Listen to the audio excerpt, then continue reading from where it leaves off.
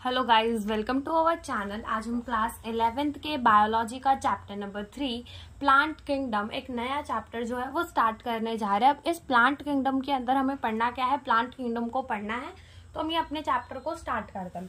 तो देखो, अगर हम बात करें हमारे प्लांट किंगडम की, तो हमने अपने बायोलॉजिकल क्लासिफिकेशन वाले चैप्टर पे ये पढ़ा था कि हमारे आर.एच. विटेकर ने 1969 के अंदर हमारे ऑर्गेनिजम्स को 5 किंगडम के अंदर क्लासिफाई कर दिया था। Kingdom Monera, kingdom protista, fungi, Plantae and animalia. तो किंगडम मोनेरा को हम बायोलॉजिकल क्लासिफिकेशन में पढ़ चुके हैं, किंगडम प्रोटिस्टा को भी हम बायोलॉजिकल क्लासिफिकेशन में पढ़ चुके हैं और किंगडम फंगी को भी हम पढ़ चुके हैं। लेकिन अब बात आती है किसकी, किंगडम प्लांटे की, ठीक है, या फिर जिसे हम प्लांट किंगडम भी कह देते हैं। तो ये हमें इस चैप्टर के अंदर पढ़ना है प्लांट किंगडम को। और हमारा एनिमेलिया आता है किंगडम एंड एनिमल किंगडम, जो कि हम पढ़ेंगे अपने चैप्टर नंबर 4 के अंदर एनिमल किंगडम पे। ठीक है, तो अब हम क्या पढ़ेंगे, प्लांट किंगडम को पढ़ेंगे। ठीक है, तो हमें क्या पढ़नी है, प्लांट किंगडम पढ़नी है। तो अगर हम बात करें कि हमारी जो अंडरस्टैंडिंग थी प्लांट किंगडम को लेकर, वो समय के साथ क्या होती आई है, चेंज होती आई है। अगर हम पहले देखें तो पहले के जमाने में क्या होता था कि जो भी हमारे ऑर्गेनिजम्स है जिनके पास सेल वॉल है, उनको कहाँ रख दिया जाता था, प्लांट किंगडम के अंदर। वो भले हमारा बैक्टीरिया हो, फंगी हो, ठीक है। और ऐसे ही हमारा एक था साइनोबैक्टीरिया, जिसका नाम ही क्या रख दिया गया था, ब्लू ग्रीन एल्गी। ठीक है, नाम ही क्या रख दिया गया था, ब्लू ग्रीन एल्गी। और उसको एल्गे के अंदर रख दिया गया था, एक प्लांट के अंदर रख दिया गया था। लेकिन वो साइनोबैक्टीरिया जो था वो बैक्टीरिया था, वो कोई एल्गे नहीं था। तो अब तो उसको निकाल दिया है हमने अपने प्लांट किंगडम से बाहर, लेकिन तब उसका नाम रख दिया गया था ब्लू ग्रीन एल्गे। तो अभी भी उसका नाम वही चल रहा है, ब्लू ग्रीन एल्गे, लेकिन वो एल्गी नहीं है, वो प्लांट नहीं है।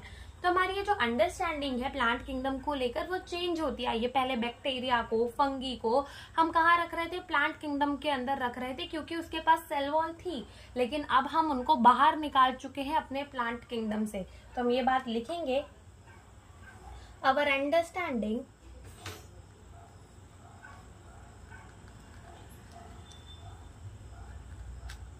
toward plant kingdom has changed over time. Earlier we place bacteria,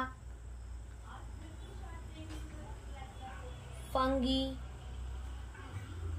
and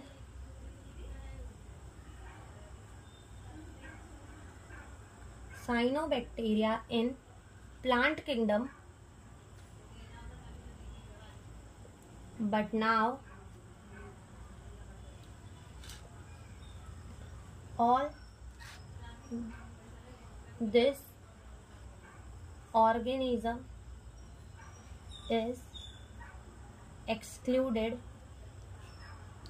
from plant kingdom।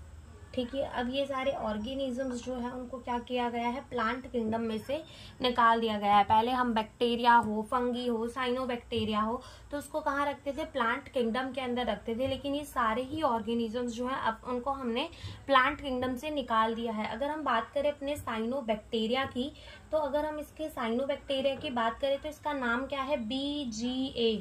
इसका मतलब क्या है, ब्लू ग्रीन एल्गे। ठीक है, तो इसका नाम ही ब्लू ग्रीन एल्गे है। क्यों, क्योंकि पहले हम इसको कहाँ रखते थे, एल्गे किंगडम के अंदर रखते थे, किंगडम कह रहे हो, एल्गे के अंदर रखते थे। लेकिन अब हम इसको एल्गे के अंदर नहीं रखते। हमको पता चल चुका है कि ये क्या है, एक बैक्टीरिया है, तो नॉट एल्गे एनीमोर। अब ये एल्गे नहीं है,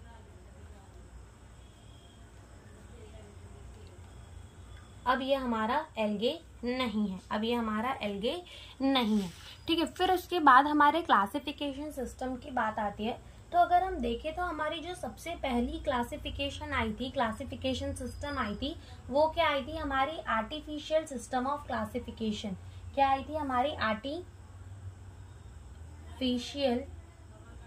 सिस्टम ऑफ क्लासिफिकेशन। तो ये जो हमारी आर्टिफिशियल सिस्टम ऑफ क्लासिफिकेशन थी, ये दी किसने थी? ये दी थी हमको लिनियस ने। वही लिनियस, कैरोलस लिनियस, जिसने हमें 2 किंगडम क्लासिफिकेशन दी थी। वही लिनियस जिसने हमें क्या दिया था? हमें बायोनॉमियल नॉमेनक्लेचर का कॉन्सेप्ट दिया था, उन्हीं ने क्या दी है? Artificial system of classification. तो हम लिखेंगे कि ये गिवन किसने थी, मतलब दी किसने थी? Given by Carolus Linnaeus. किसने दी थी हमें ये वाली सिस्टम? कैरोलस लीनियस ने दी थी।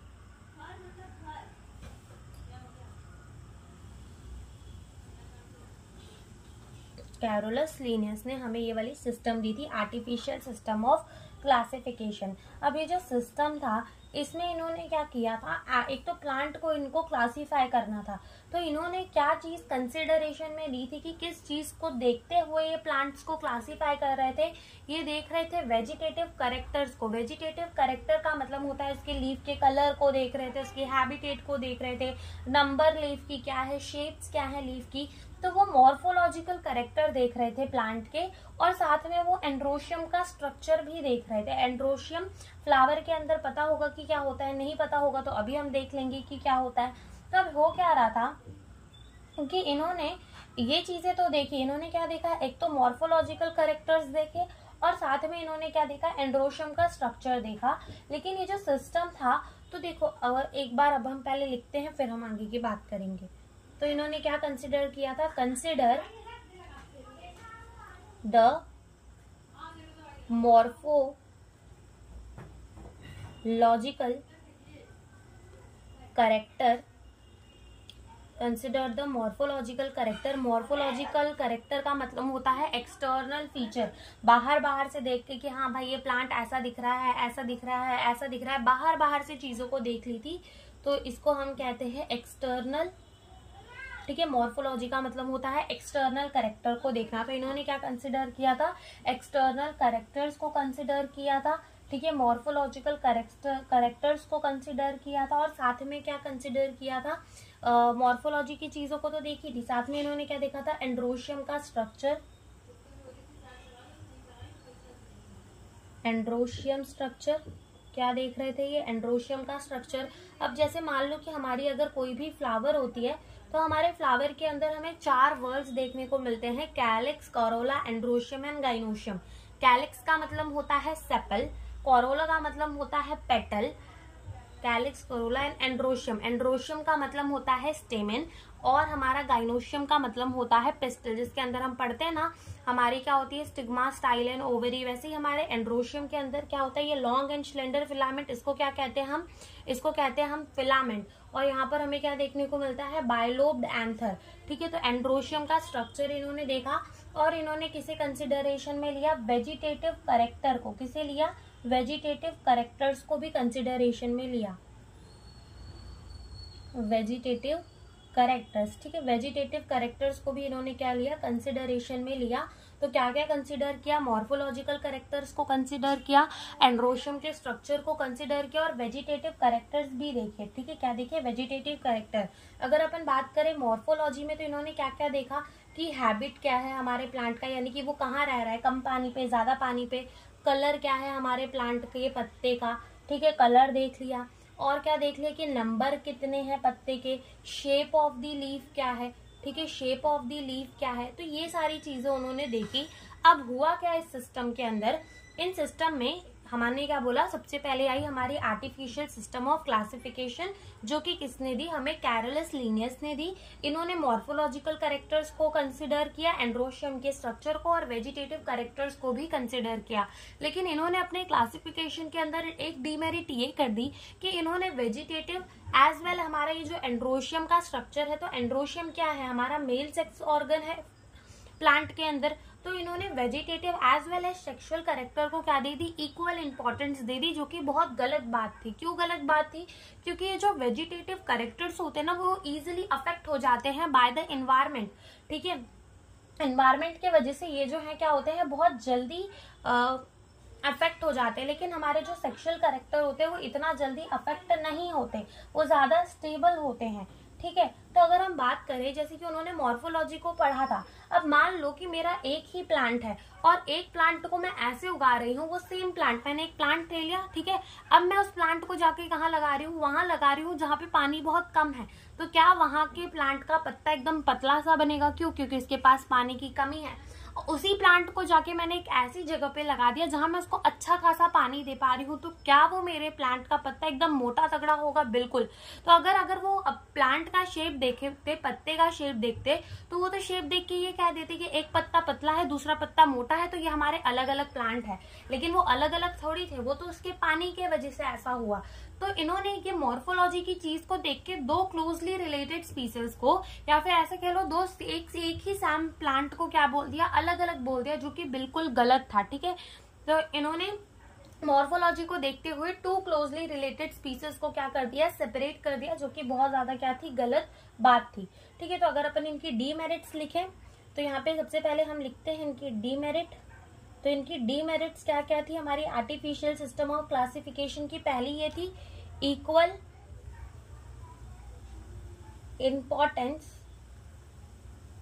इज गिवन टू वेजिटेटिव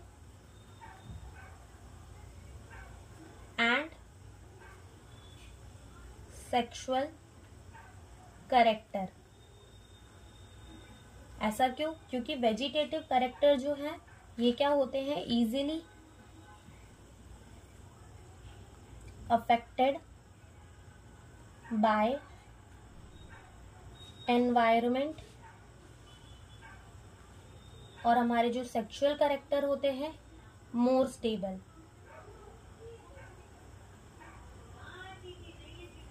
ज्यादा स्टेबल होते हैं। दूसरा इन्होंने क्या किया कि मॉर्फोलॉजिकल कैरेक्टर्स को कंसिडर तो किया, तो based on the morphological character इन्होंने दो क्लोजली रिलेटेड स्पीसीज को क्या कर दिया, सेपरेट कर दिया।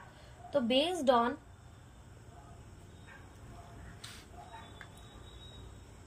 Few morphological character separated two closely related species, ठीक है। Based on the few morphological character इन्होंने क्या किया, दो क्लोजली रिलेटेड स्पीसीज को अलग अलग कर दिया, ठीक है। फिर उसके बाद हमारा कौन सा सिस्टम ऑफ क्लासिफिकेशन आया, वो हमारा आया नेचुरल क्लासिफिकेशन सिस्टम। तो ये जो हमारा नेचुरल क्लासिफिकेशन सिस्टम था वो किसने दिया था, वो हमें दिया था George Bentham and Joseph Dalton Hooker ने, ये हमें दिया था। अब इसके अंदर इन्होंने क्या क्या कंसिडर किया था, एक्सटर्नल फीचर को, इंटरनल फीचर को, ठीक है, एनाटॉमी को, एम्ब्रियोलॉजी को, फाइटोकेमिस्ट्री को, ठीक है, ये सारी चीजों को इन्होंने कंसिडर किया था, और जो कि अच्छा भी था। लेकिन इसके बाद फिर से एक हमारा आया, that is phylogenetic classification system.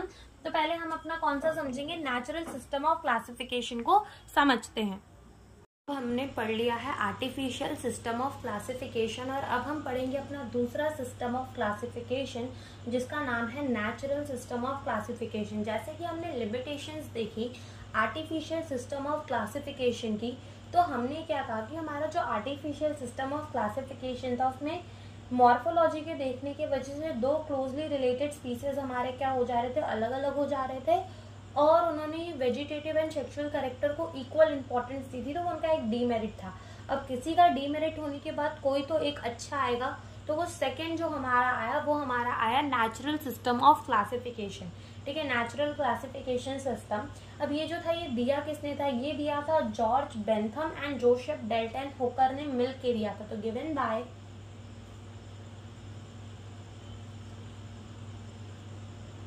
George Bentham and Joseph Dalton Hooker, ठीक है, ये दो साइंटिस्ट ने मिलकर क्या दिया था, हमें नेचुरल क्लासिफिकेशन सिस्टम दिया था। जैसे कि हमने बात की हमारा जो आर्टिफिशियल सिस्टम ऑफ क्लासिफिकेशन था वो मॉर्फोलॉजी पे बेस्ड था और एंड्रोशियम के स्ट्रक्चर पे बेस्ड था। वैसे ही हमारा ये जो नेचुरल सिस्टम ऑफ क्लासिफिकेशन है ये मॉर्फोलॉजी पे तो बेस्ड है ही है, यानी कि यहाँ पर मॉर्फोलॉजी को पढ़ा तो गया ही था, साथ में यहाँ पर इंटरनल स्ट्रक्चर को भी पढ़ा गया था, अल्ट्रा स्ट्रक्चर को भी पढ़ा गया था, एनाटॉमी पढ़ी गई थी उसकी, एम्ब्रोलॉजी, फाइटोकेमिस्ट्री, सब कुछ पढ़ा गया था। तो हम लिखेंगे कि यहाँ पर कंसिडर मॉर्फोलॉजी, मॉर्फोलॉजी को कंसिडर किया था। एनाटॉमी, एनाटॉमी, एनाटॉमी का मतलब होता है अंदर का स्ट्रक्चर देखना, ठीक है। एम्ब्रियोलॉजी यानी कि एम्ब्रियो के बारे में उसके पढ़ना, एम्ब्रियोलॉजी भी देखी गई थी। साथ ही साथ फाइटोकेमिस्ट्री, इसका मतलब होता है जितने भी हमारे केमिकल्स है प्लांट के अंदर उन्हें भी देखे गए थे, ठीक है। एक्सटर्नल फीचर्स भी उसके देखे गए थे।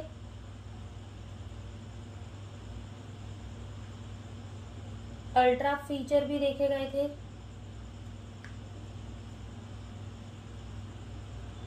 तो ये सारी चीजें कंसिडर की गई थी किसके अंदर, नेचुरल सिस्टम ऑफ क्लासिफिकेशन के अंदर।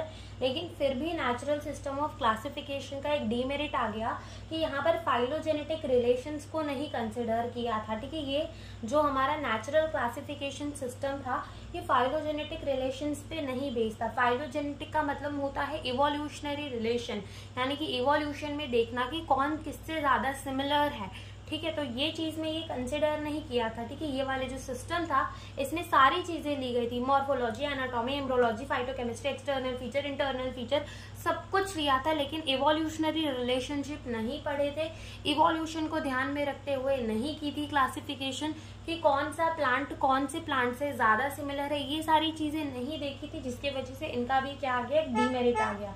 और इनका डीमेरिट क्या था, not based on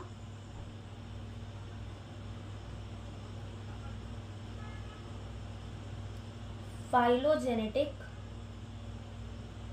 relations, ठीक है। ये फाइलोजेनेटिक रिलेशन पर नहीं बेस्ड था, इसके वजह से इसका भी एक डीमेरिट आ गया। अब अगर इसका एक डीमेरिट आया तो हमारा एक तीसरा सिस्टम ऑफ क्लासिफिकेशन आया जिसे हम कहते हैं फाइलोजेनेटिक क्लासिफिकेशन सिस्टम। क्या हम कहते हैं, फाइलोजेनेटिक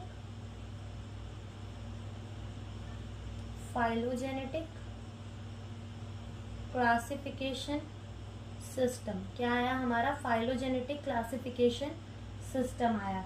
अब यहाँ पर क्या देखो नाम में ही आ रहा है फाइलोजेनेटिक, इसका मतलब ये किस पे बेस्ड था, इवोल्यूशनरी रिलेशनशिप पे बेस्ड था, ठीक है। इवोल्यूशन की चीजों को देखते हुए यहाँ पर क्लासिफिकेशन हुई थी। अब इसी के अंदर हमारे 3 पार्ट और आते हैं, एक आती है हमारी न्यूमेरिकल टेक्सोनॉमी, एक आती है हमारी साइटोटेक्सोनॉमी और एक हमारी आती है कीमोटेक्सोनॉमी, जिसको हम एक एक करके समझते हैं। तो सबसे पहले हम लिखेंगे कि ये किस पे बेस्ड था, बेस्ड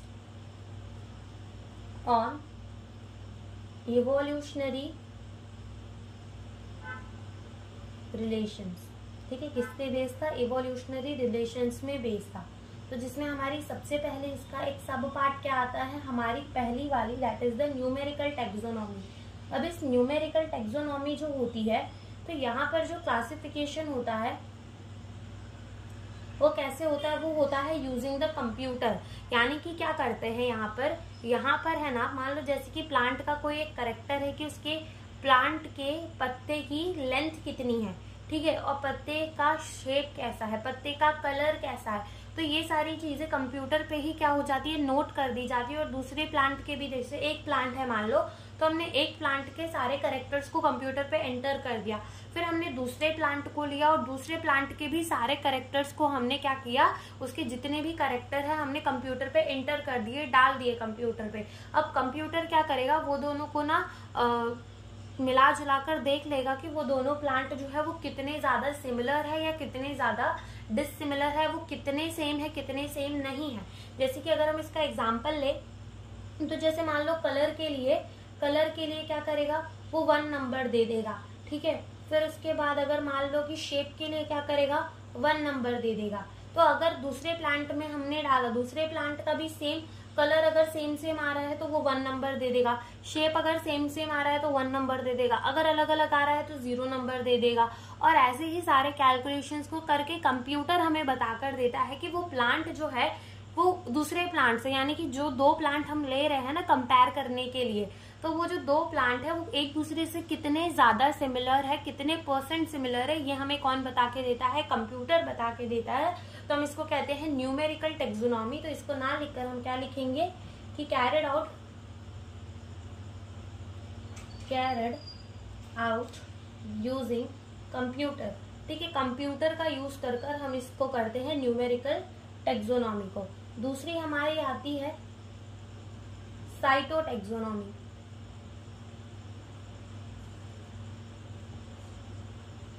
तो यहाँ पर साइटोटेक्सोनॉमी से ही हमें समझ में आ रहा है कि यहाँ पर सेल की कुछ बातें होंगी। तो यहाँ पर क्या होता है कि क्रोमोसोम के अंदर क्या होता है, डीएनए। तो यहाँ पर डीएनए को मैच करके देखा जाता है कि एक प्लांट का डीएनए दूसरे प्लांट के डीएनए से कितना ज्यादा सिमिलर है, और उससे हमें पता चल जाता है कि वो प्लांट सेम है या फिर वो प्लांट अलग है। तो यहाँ पर क्या किया जाता है, साइटोटेक्सोनॉमी पे क्रोमोसोम का नंबर देखते हैं, उसका स्ट्रक्चर देखते हैं, बिहेवियर देखते हैं। तो ये किस पे बेस्ड होता है, बेस्ड ऑन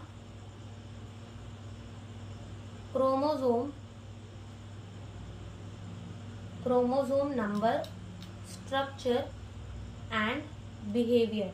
क्रोमोसोम का नंबर कितना है, उसका स्ट्रक्चर कैसा है और उसका बिहेवियर कितना है, इस बेसिस में हम क्या करते हैं, साइटोटेक्सोनॉमी। और उसके बाद हमारी एक बचती है, उसका नाम क्या है, उसका नाम है हमारा तीसरा, दैट इज केमोटेक्सोनॉमी। क्या है, कीमोटेक्सोनॉमी।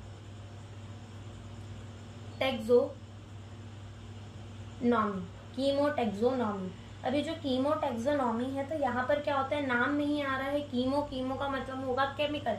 तो ये किस पे बेस्ड होती है, बेस्ड ऑन केमिकल। ये किस पे बेस्ड होती है, बेस्ड ऑन केमिकल्स। ये केमिकल्स पे बेस्ड होती है। तो ये हमारी क्या होती है, कीमोटेक्सोनॉमी। तो हमने क्या कहा कि हमारी जो फाइलोजेनेटिक क्लासिफिकेशन सिस्टम है वो इवोल्यूशनरी रिलेशंस में बेस्ड है। ठीक है, पहली आती है हमारी न्यूमेरिकल टेक्सोनॉमी, जो कि कैसे होती है, बाय यूजिंग द कंप्यूटर। फिर हमारी आती है साइटोटेक्सोनॉमी, जो कि कैसे होती है, क्रोमोसोम के नंबर, स्ट्रक्चर और बिहेवियर पे बेस्ड होती है, उस पर डिपेंड करती है। और हमारी थर्ड आती है कीमोटेक्सोनॉमी, जो कि किस पे बेस्ड होती है, हमारे केमिकल्स पे बेस्ड होती है कि केमिकल हमारे प्लांट के अंदर कैसे हैं, क्या है, ये सारी चीजों पे वो बेस्ड होती है। फिर अगर अपन बात करें अपने, अब हमारा यहाँ से जो है ये तो खत्म हो गया। अगर हम यहाँ पे बात करें तो इस प्लांट किंगडम के अंदर, ठीक है, इस प्लांट किंगडम के अंदर हमें पढ़ना क्या क्या है, इस प्लांट किंगडम के अंदर हमें पढ़ना है algae, bryophyte, pteridophyte, gymnosperms and angiosperm. तो हम यहाँ पहले लिखते हैं कि प्लांट किंगडम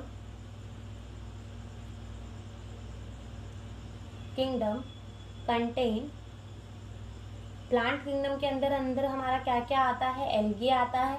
ठीक है, फिर क्या आता है, ब्रायोफाइट आता है, फिर आता है हमारा टेरिडोफाइट, फिर क्या आता है हमारा जिम्नोस्पर्म, और फिर हमारा क्या आता है, एंजियोस्पर्म। ठीक है, तो ये सारे हमारे किसके अंदर आते हैं, प्लांट किंगडम। तो जब भी हम एल्गे टू ब्रायोफाइट जाते हैं तो हम कहाँ से कहाँ मूव करते हैं, हम मूव करते हैं सिंपल टू कॉम्प्लेक्स। ठीक है, हम कहाँ मूव करते हैं, सिंपल टू कॉम्प्लेक्स की तरफ मूव करते हैं जब भी हम एल्गे से लेकर एंजियोस्पर्म तक मूव करते हैं। तो अगर हम बात करें तो ये जो हमारा एल्गे है ना, ये सबसे ज्यादा सिंपल होता है। ठीक है, सबसे ज्यादा सिंपल होता है, और हमारा एंजियोस्पर्म जो है वो सबसे ज्यादा कॉम्प्लेक्स होता है। जैसे हम पढ़ेंगे हमारे एल्गे को, ठीक है, और फिर ब्रायोफाइट, टेरिडोफाइट, जिम्नोस्पर्म, एंजियोस्पर्म सबको पढ़ेंगे, तब हमें समझ में आएगा कि कैसे हमारा एल्गे एकदम सिंपल है और हमारा एंजियोस्पर्म कैसे एकदम कॉम्प्लेक्स है, वो हमें समझ में आता जाएगा। तो हम अपने एल्गे से स्टार्ट करते हैं। तो अब हम स्टार्ट करते हैं एल्गे से। तो अगर हम बात करें अपने एल्गे की, तो एल्गे क्या है, एक तो हमारा प्लांट है, हमें पता है क्योंकि हम उसको कहाँ पढ़ रहे हैं, प्लांट किंगडम के अंदर पढ़ रहे हैं। तो सबसे पहले हम एल्गे की ना बॉडी की बात करते हैं कि उसकी मेन प्लांट बॉडी कैसी होती है।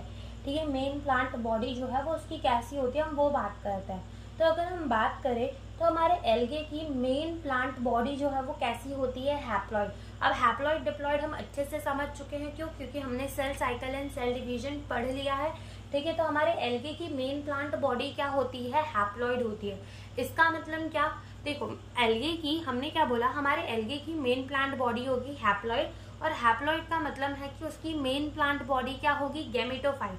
ठीक है, मेन प्लांट बॉडी क्या होगी, गैमेटोफाइट। इसका मतलब ये कि हमारे एल्गे के अंदर ज्यादातर सेल्स कैसे होंगे, हैप्लॉइड होंगे, जो कि अपना खाना बना रहे होंगे। लेकिन कुछ सेल जो डिप्लॉइड होंगे वो क्या करेंगे, हमारे गैमेटोफाइट में यानी कि हमारे हैप्लॉइड सेल्स पे डिपेंड करेंगे खाने के लिए, वो खुद खाना नहीं बनाएंगे।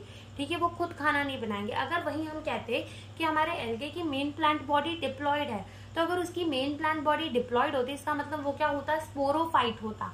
क्या होता, स्पोरोफाइट होता। तो जब वो स्पोरोफाइट होता तो क्या होता कि उसके ज्यादातर सेल्स कैसे है, डिप्लॉइड है, यानी कि वो अपना खाना खुद बनाएंगे। और जो भी उसकी बॉडी के अंदर हैप्लॉइड सेल्स होते वो क्या करते, डिपेंड करते उस डिप्लॉइड सेल्स में अपने खाने के लिए, अपने न्यूट्रिशन के लिए, वो अलग से खाना बनाने को नहीं जाते। ठीक है, तो हम कहते हैं हमारे एल्गे की मेन प्लांट बॉडी कैसी है, हैप्लॉइड है। हैप्लॉइड का मतलब क्या है, वो गैमेटोफिटिक है, यानी कि उसके अंदर ज्यादातर सेल्स कैसे रहेंगे, हैप्लॉइड रहेंगे। और कुछ अगर एक आधा उसके अंदर डिप्लॉइड सेल्स होंगे भी, तो वो किस पे डिपेंड करेंगे, हमारे हैप्लॉइड सेल्स पे डिपेंड करेंगे अपने खाने के लिए। सबसे पहला पॉइंट हम यही लिखेंगे कि एल्गे की मेन प्लांट बॉडी कैसी है, मेन प्लांट बॉडी। ठीक है, इसकी मेन प्लांट बॉडी कैसी है, हैप्लॉइड है। और हम क्या कह सकते हैं कि इसकी मेन प्लांट बॉडी क्या है, गैमेटोफाइट है। ठीक है, गैमेटोफाइट है, यानी कि इसके ज्यादातर सेल्स कैसे होंगे, हैप्लॉइड होंगे। और जो भी इसका डिप्लॉइड पार्ट होगा, जो भी इसके डिप्लॉइड सेल्स होंगे, वो किस पे डिपेंड करेंगे, इस गैमेटोफाइट पे, इस हैप्लॉइड बॉडी पे डिपेंड करेंगे अपने न्यूट्रिशन के लिए। फिर हम बात करते हैं कि हमारा एल्गे पाया कहाँ जाता है। तो ये हमें देखने को मिलता है एक्वाटिक यानी पानी के अंदर, और टेरेस्ट्रियल। ठीक है, यानी कि पानी के अंदर भी हमें एल्गे देखने को मिल जाएगा, और ये हमें लैंड में भी देखने को मिल जाएगा। कहाँ कहाँ देखने को मिल जाएगा, पानी में भी और लैंड में भी। लेकिन ये लार्जली क्या होते हैं, एक्वाटिक होते हैं। तो हम यहाँ पे लिखेंगे कि ये ज्यादा क्या होते हैं, लार्जली एक्वाटिक होते हैं। कहाँ देखने को मिलते हैं, फ्रेश वाटर प्लस मराइन, दोनों ही पानी के अंदर ही हमें देखने को मिलते हैं। फ्रेश वाटर और मराइन वाटर दोनों के अंदर देखने को मिलते हैं। और ये हमें कहाँ देखने को मिलते हैं, ये हमें देखने को मिलते हैं मॉइस्ट स्टोन पे, यानी कि जहाँ पर भी गीला पत्थर हो तो वहां पर क्या ग्रो हो जाती है हमारी एल्गे। ठीक है, मिट्टी के ऊपर देखने को मिलते हैं। ठीक है, मिट्टी के साथ साथ ये लकड़ी पे भी हमें देखने को मिलते हैं। तो ये सारी जगहों पर हमें क्या देखने को मिलते हैं, हमारे एल्गे देखने को मिलते हैं। कहाँ कहाँ पर, फ्रेश वाटर पे देखने को मिलते हैं, मराइन वाटर पे, अपनी गीले पत्थर पे देखने को मिलते हैं, मिट्टी पे और लकड़ी पे।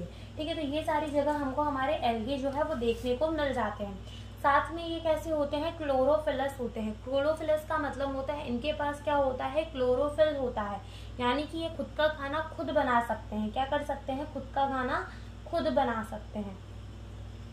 ठीक है, तो ये क्या कर सकते हैं, खुद का खाना खुद बना सकते हैं। तो हम यहाँ पे लिखेंगे कि ये हमारे कैसे होते हैं, क्लोरोफिल बियरिंग, क्लोरोफिल बियरिंग,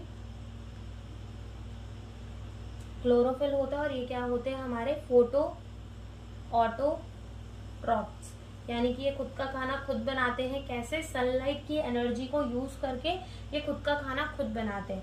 अगर अपन इनकी बॉडी की बात करें तो इनकी बॉडी जो होती है वो कैसी होती है, थैलॉइड होती है। थैलॉइड का मतलब ये होता है कि इनके अंदर हमें ट्रू रूट, स्टेम्स और लीफ नहीं देखने को मिलते।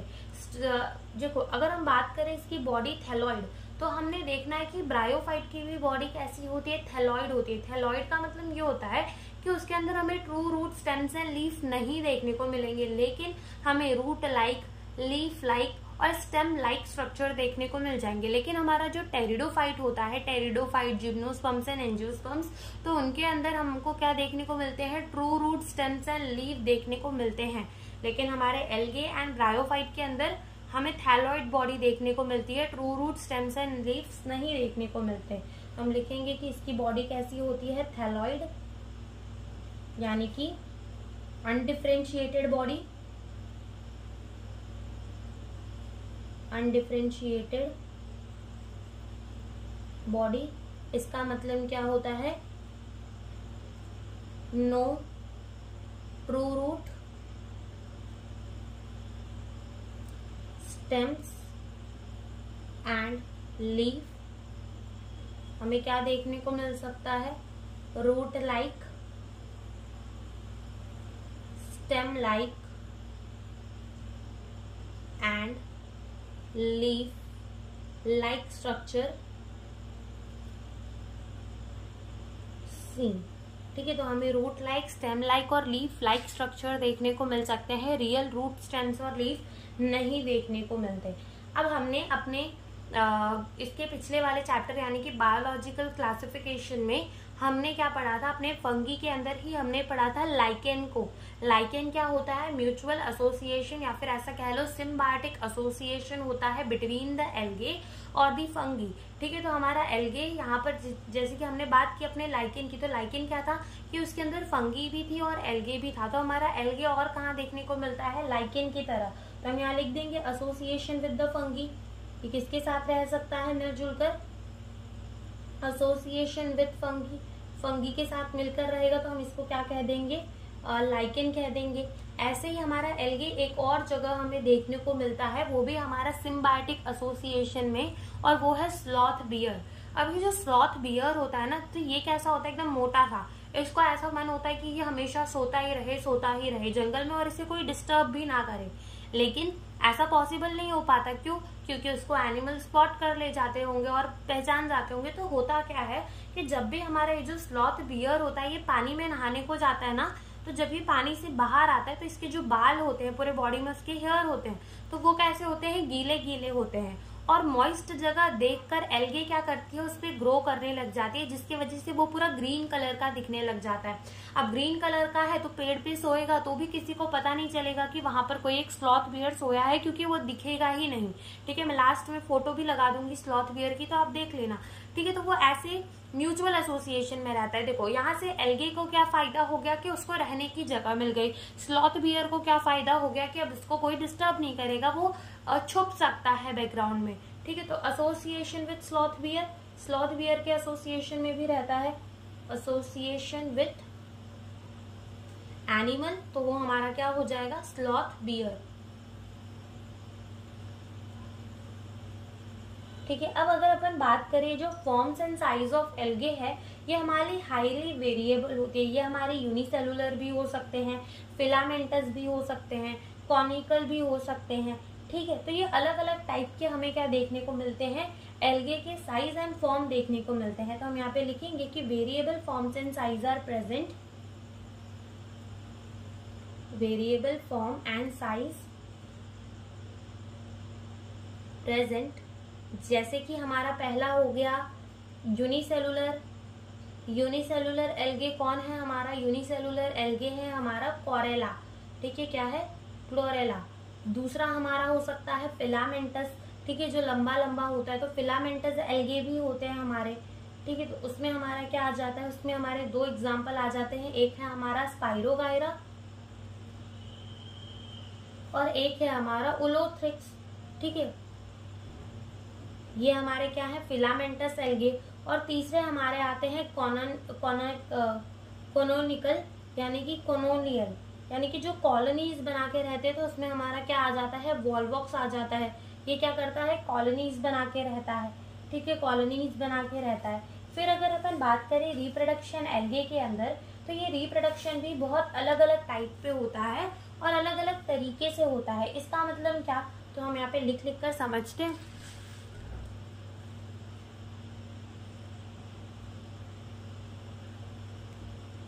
तो सबसे पहले तो हमारा एल्गे क्या करता है, वेजिटेटिव रिप्रोडक्शन। वेजिटेटिव रिप्रोडक्शन ये कैसे करता है, वेजिटेटिव रिप्रोडक्शन ये करता है फ्रैगमेंटेशन से। कैसे करता है, फ्रैगमेंटेशन से।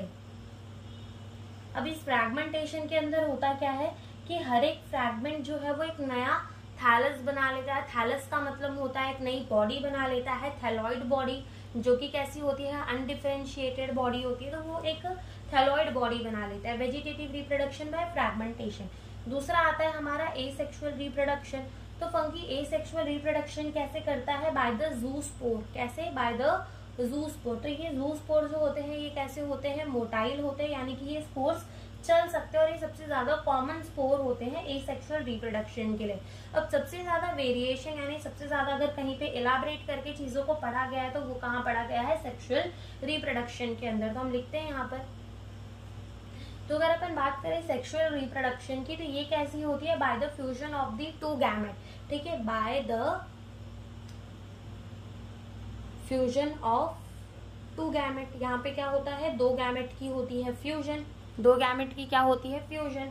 तो इसमें भी हमारा तीन हमें देखने को मिलता है सेक्सुअल रिप्रोडक्शन, जिसमें हमारा पहला है आइसोगैमस। क्या है हमारा पहला है आइसोगैमस, आइसोगैमस। ठीक है, एल्गे के अंदर हमने इसके नाम देखे थे, लेकिन यहाँ पर हम अच्छे से पढ़ लेंगे।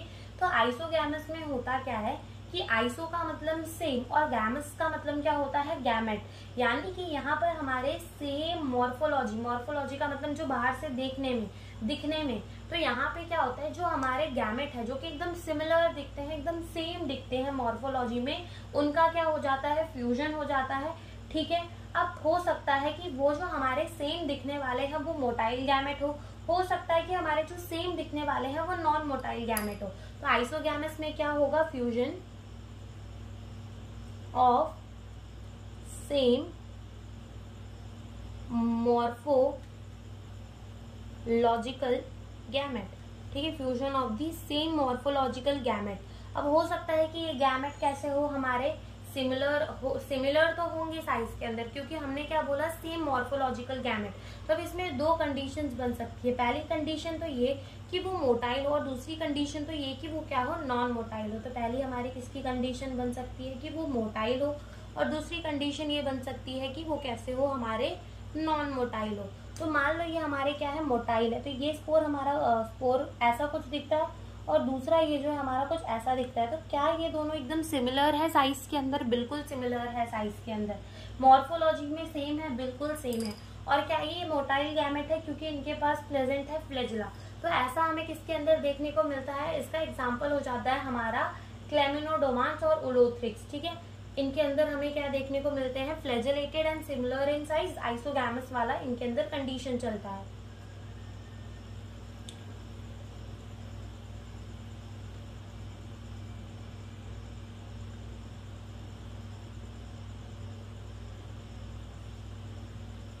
ठीक है, तो इनके अंदर क्या चलता है, फ्लैजिलेटेड है। एक तो हमारे जो भी गैमेट है वो कैसे है, फ्लैजिलेटेड है गैमेट, और कैसे है, फ्लैजिलेटेड है, और हमारे मॉर्फोलॉजिकल सेम है।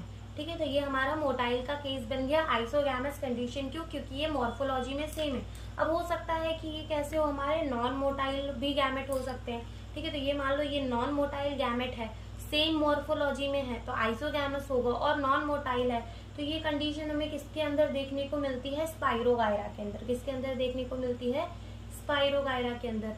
तो ये हो गई हमारी आइसोगैमस कंडीशन। फिर इसके बाद हमारी आती है एन आइसोगैमस कंडीशन। ठीक है, एन आइसोगैमस कंडीशन। तो इस एन आइसोगैमस कंडीशन के अंदर क्या होता है, इस एन आइसोगैमस, जैसे कि हमने पढ़ा आइसोगैमस कंडीशन के अंदर क्या होता है, हमारे ऐसे गैमेट्स का फ्यूजन होता है जो कि कैसे हो, मॉर्फोलॉजी में सेम हो, यानी कि वो सेम दिखते हो। लेकिन एनाइसोगैमस में क्या होता है, एनाइसोगैमस के अंदर हमें ऐसी कंडीशन देखने को मिलती है जहां पर हमारे दो गैमेट्स का फ्यूजन तो होता है, लेकिन वो कैसे होते हैं, डिसिमिलर होते हैं साइज के अंदर, यानी साइज में सेम नहीं होते। तो हम यहाँ लिखेंगे कि यहाँ क्या होता है, fusion of to dissimilar gamete. ठीक है, यहाँ क्या होता है, फ्यूजन होता है दो डिसिमिलर गैमेट का, जैसे कि हमारे कौन से एल्गी के अंदर होता है, यूड्रोनिया। ठीक है, किसके अंदर होता है, यूड्रोनिया के अंदर हमें क्या देखने को मिलता है, ये वाला एनाइसोगैमस वाला रिप्रोडक्शन देखने को मिलता है। और तीसरा हमारा आता है ओगैमस। अब ओगैमस के अंदर होता क्या है कि यहाँ पर हमारे गैमेट का फ्यूजन तो होता है, तो यहाँ पर क्या होता है कि एक हमें बड़ा सा, ठीक है, मोटाइल, और सॉरी एक हमें क्या मिलता है, बड़ा सा यानी कि नॉन मोटाइल, और बड़ा सा यानी कि लार्ज फीमेल का गैमेट, और एक हमें मिलता है मेल गैमेट जो कि कैसा होता है, छोटा होता है, और क्या होता है, मोटाइल होता है। उन दोनों का फ्यूजन होता है, तो हम उसको क्या कहते हैं, ओगैमस। ओ नाम नहीं आ रहा है, ओगैमस, यानी कि यहाँ पर क्या होता है, फीमेल का गैमेट बड़ा होता है। ठीक है, तो ऐसा हमें किसके अंदर देखने को मिलता है, फ्यूकस और वॉलवॉक्स के अंदर देखने को मिलता है। तो ये भी हम लिखते हैं, तो हम यहाँ लिखते हैं ओगैमस के बारे में, fusion between one motile and small gamete and other non-motile and large gamete, ठीक है, उसको हम क्या कहते हैं, oogamous कहते हैं। जैसे कि मान लो कि फीमेल का गैमेट कैसा है, बड़ा सा है और कैसा है, नॉन मोटाइल है। मेल का गैमेट कैसा है, छोटा सा है और क्या है, मोटाइल है। इन दोनों का फ्यूजन होगा तो हम उसको क्या कहेंगे, हम उसको कहेंगे oogamous। और ऐसी कंडीशन हमें किसके अंदर देखने को मिलती है, फ्यूकस के अंदर, और किसके अंदर देखने को मिलती है, वॉलबॉक्स के अंदर। फ्यूकस और वॉलबॉक्स के अंदर हमें ये वाली कंडीशन जो है oogamous जो है वो देखने को मिलता है, ठीक है। तो यहाँ पर हमारा ये जो एल्गे वाला पार्ट है वो होता है खत्म, और अपने अपनी एनसीईआरटी की एक एक लाइन को कवर कर लिया है इस पार्ट के अंदर। अब इसके बाद जो हमें पढ़ना है वो हमें पढ़ना है economic importance of the algae, ठीक है, economic importance of the algae. लेकिन उससे पहले हमारे एनसीईआरटी के अंदर कुछ एल्गेस के क्या गिवन है, डायग्राम गिवन है, तो वो हम एक बार देख लेते हैं, या फिर मतलब एक बार नजर घुमा लेना, वरना फिर उसके बाद हम क्या करेंगे कि एल्गे की हमें क्लासिफिकेशन दी हुई है क्लोरोफाइसे, फियोफाइसे और रुडोफाइसो करके, यानी कि green algae, brown algae, red algae. तब हम वहां पे देख लेंगे कि कौन से ग्रीन एल्गे है, कौन से ब्राउन एल्गे और कौन से हमारे रेड एल्गे हैं, वो हम देख लेंगे वहां पर। अब हम यहाँ पे क्या चालू करते हैं, economic importance of the algae, कि हमारे एल्गे की इकोनॉमिक इम्पोर्टेंस क्या होती है। तो यहाँ पर हम स्टार्ट करेंगे इकोनॉमिक इम्पोर्टेंस ऑफ एल्गे। हम यहाँ क्या देखेंगे, economic importance of the algae देखेंगे। तो अगर हम इकोनॉमिक इम्पोर्टेंस देखें एल्गे के, तो सबसे पहले तो हमें क्या पता है कि हमारा जो एल्गे है वो कैसा है, ऑर्गेनिज्म है, वो एक फोटोसिंथेटिक ऑर्गेनिज्म है, यानी कि वो खुद का खाना खुद बना सकता है। तो अगर हम फोटोसिंथेसिस की रिएक्शन लिखे तो वो क्या होती है कि CO2 प्लस H2O मिलकर हमें क्या बना के देते हैं, in the presence of the sunlight, जो कि हमारे एल्गे को मिलती है, और साथ में क्लोरोफिल जो कि हमारे एल्गे के पास होता है, वो क्या बना के देते हैं हमें, C6H12O6, ठीक है, क्या बना के देते हैं, C6H12O6 यानी कि ग्लूकोज, और साथ में वो क्या रिलीज करते हैं, ऑक्सीजन रिलीज करते हैं। तो ये हमारी किसकी रिएक्शन है, ये हमारी रिएक्शन है फोटोसिंथेसिस की। तो अगर हम देखें तो क्या हमारा एल्गे ये रिएक्शन कर रहा होगा, बिल्कुल ये रिएक्शन वो कर ही रहा होगा। तो हम ऐसा कहते हैं कि जो हाफ, अब देखो इस रिएक्शन के अंदर क्या कार्बन डाइऑक्साइड की फिक्सेशन हो रही है, या फिर ऐसा मान लो कि क्या यहाँ पर हमारा कार्बन डाइऑक्साइड ठिकाने लग रहा है, यानी कि हम क्या कर रहे हैं, कार्बन डाइऑक्साइड में वाटर डालकर हम अच्छी चीज बना ले रहे हैं, ग्लूकोज बना ले रहे हैं, यानी कि हम कार्बन डाइऑक्साइड को कहीं ना कहीं ठिकाने लगा दे रहे हैं, ठीक है। तो हम कहते हैं कि जो हमारा half of the carbon dioxide fixation होता है अर्थ के ऊपर, यानी कि आधा जो कार्बन डाइऑक्साइड फिक्सेशन होता है अर्थ में, हमारे इस धरती पे, वो कौन करता है, एल्गी करती है। कौन करता है, एल्गे करता है। कैसे करता है, थ्रू द फोटोसिंथेसिस, फोटोसिंथेसिस के हेल्प से करता है। तो हम यहाँ पे लिखेंगे क्या, half of CO2 fixation on earth is carried by algae, ठीक है, कौन करके देता है, एल्गे। कैसे करके देती है, थ्रू फोटोसिंथेसिस, ठीक है, कैसे करके देती है, फोटोसिंथेसिस के थ्रू करके देती है। अब इसी की वजह से वो एक रिएक्शन कर रही है। अब बिगेन फोटोसिंथेटिक, हमारे एनसीईआरटी के अंदर भी लिखा हुआ है कि बिगेन photosynthetic they increase the level of the dissolve oxygen in their immediate environment, यानी कि एल्गे पानी के अंदर रहती है कि नहीं, बिल्कुल रहती है। तो हमने बोला कि वो कार्बन डाइऑक्साइड फिक्सेशन करती है, तो जब वो कार्बन डाइऑक्साइड का फिक्सेशन कर रही होगी तब क्या वो ऑक्सीजन भी लिबरेट कर रही होगी, क्यों, क्योंकि वो फोटोसिंथेटिक है। तो एज ए रिजल्ट वो क्या करती है, ये जो ऑक्सीजन का लेवल है वो बढ़ा लेती है, इंक्रीज कर देती है अपने एनवायरमेंट में, यानी कि जहां पे भी वो रह रही है तो वो क्या करती है, लेवल ऑफ ऑक्सीजन को इंक्रीज कर देती है। तो हम यहाँ लिखते हैं level of O2 increases in their environment, ठीक है, इन देयर एनवायरमेंट अपने एनवायरमेंट में वो ऑक्सीजन का लेवल भी क्या कर जाती है, इंक्रीज कर जाती है। अगर देखो तो economic importance of the algae की 3-4 पॉइंट तो हमें सिर्फ इस फोटोसिंथेटिक वाली रिएक्शन से, जो फोटोसिंथेसिस की रिएक्शन है, इसी से याद हो जाएंगे। पहले हमने लिखा CO2 यहाँ से गायब हो रहा है, यानी कि half of the carbon dioxide fixation earth के ऊपर कौन कर रहा है, एल्गी। O2 लिबरेट हो रहा है, इसका मतलब क्या कि वो लेवल ऑफ ऑक्सीजन बढ़ा रही है अपने एनवायरमेंट के अंदर। फिर हम देख सकते हैं कि हमारी एल्गे फोटोसिंथेसिस के दौरान क्या बना रही है, ग्लूकोज भी बना रही है। यानी कि हम कह सकते हैं कि ये एल्गे जो है ये हमारी क्या होती है, प्राइमरी प्रोड्यूसर्स होती है ओशन के अंदर। क्या होती है, वो होती है primary producers in the ocean. क्यों? क्योंकि वो ग्लूकोज बना रही है। ठीक है, तो यही हमारी क्या है, फूड चेन की पहली मेंबर है in the aquatic food chain. ठीक है, एक्वाटिक फूड चेन के अंदर ये क्या करती है, हमारे फूड चेन के अंदर आती है।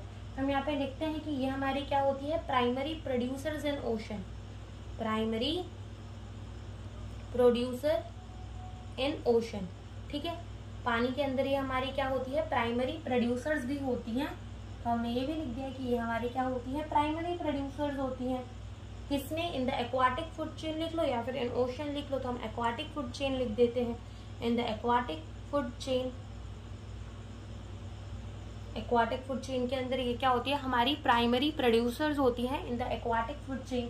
तो ये हमने लिख दिया। अब अगर हम बात करें तो बहुत सारे जो हमारी एल्गे की स्पीसीज होती हैं, वो उसमें से हमारी 70 स्पीसीज मराइन एल्गे की, उनको हम खाते हैं एज अ फूड सप्लीमेंट, वो यूज होती हैं। ठीक है, कैसे यूज होती हैं, एज अ फूड सप्लीमेंट। तो हम यहाँ पे लिखते हैं कि 70 species of algae used as food. उसको कैसे यूज करते हैं, फूड की तरह यूज करते हैं। तो इसमें हमारे एनसीईआरटी के अंदर 3 एग्जाम्पल दिए हुए हैं। वो हमें किसके किसके दिए हुए हैं, वो हमें दिए हुए हैं पोरफायरा, लैमिनेरिया एंड सारगासम। ठीक है, तो ये 3 हमें एल्गे जो दिए हुए हैं, और ऐसे ही 70 स्पीसीज ऑफ द एल्गे को हम खाने की तरह यूज कर सकते हैं। और ये 3 हमें क्या दिए हुए हैं, एग्जाम्पल दिए हुए हैं। अब कुछ हमारे मराइन एल्गे जो होते हैं वो क्या करते हैं, वो हाइड्रोकोलार्ड की तरह काम करते हैं। हाइड्रोकोलार्ड्स का मतलब होता है वाटर होल्डिंग सब्सटेंस।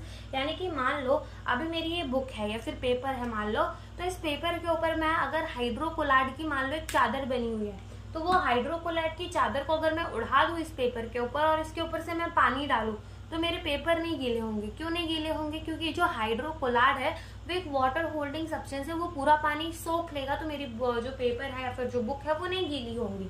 ठीक है, तो हम यहाँ पे लिखते हैं कि ये हमारे किसके तरह काम आते हैं, हाइड्रोकोलार्ड।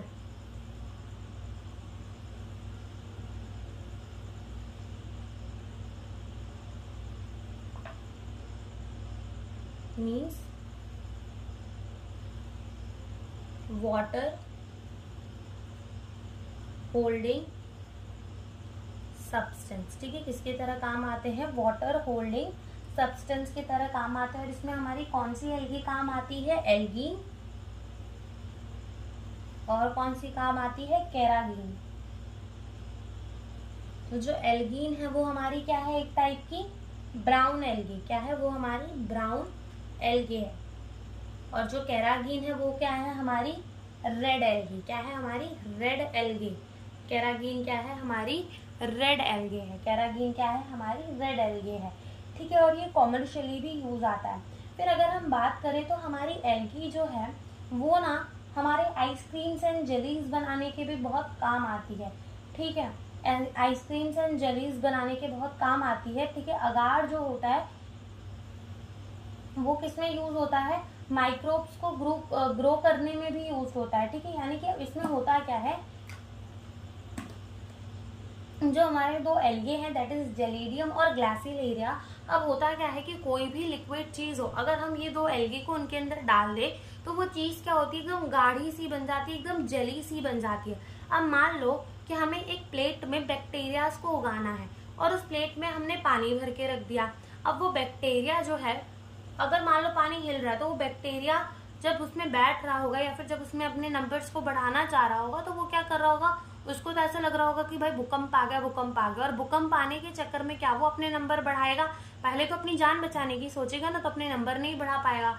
तो हम क्या करते हैं, हम एल्गे डाल देते हैं, जेलेरियम और ग्लासिलेरिया, ठीक है। तो हम क्या करते हैं, वो एल्गे डाल देते हैं, जिसकी वजह से वो क्या होता है, एकदम जेली जैसा बन जाता है। तो फिर एकदम स्थिर, एकदम अच्छा खासा इन्वायरमेंट मिल जाता है हमारे उन बैक्टीरिया को, और वो बैक्टीरिया का कल्चर फिर हमारा बनता है, ठीक है। और साथ में ये हमारे आइसक्रीम्स एंड जेलीज बनाने के लिए भी यूज आते हैं, ठीक है। आइसक्रीम्स एंड जेलीज बनाने के लिए भी यूज आते हैं। तो हम यहाँ पे लिखेंगे used to grow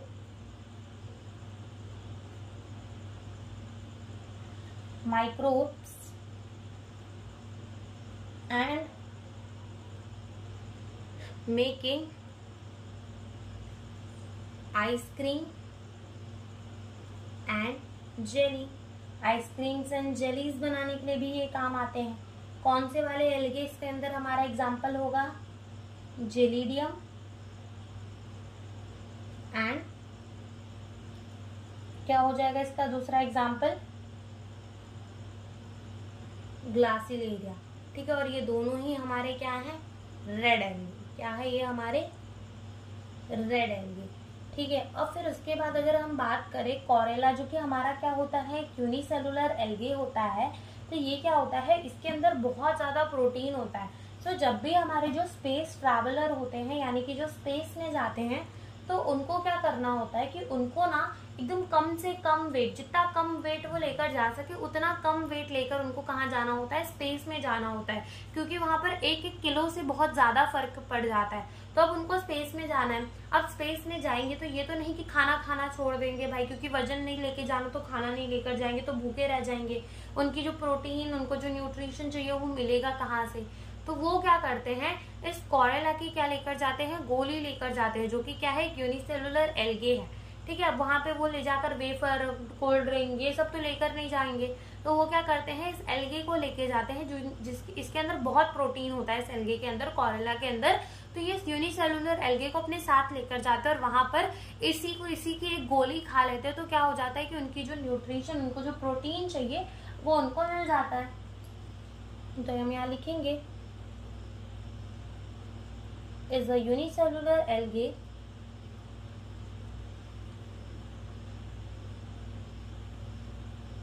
is used as food supplement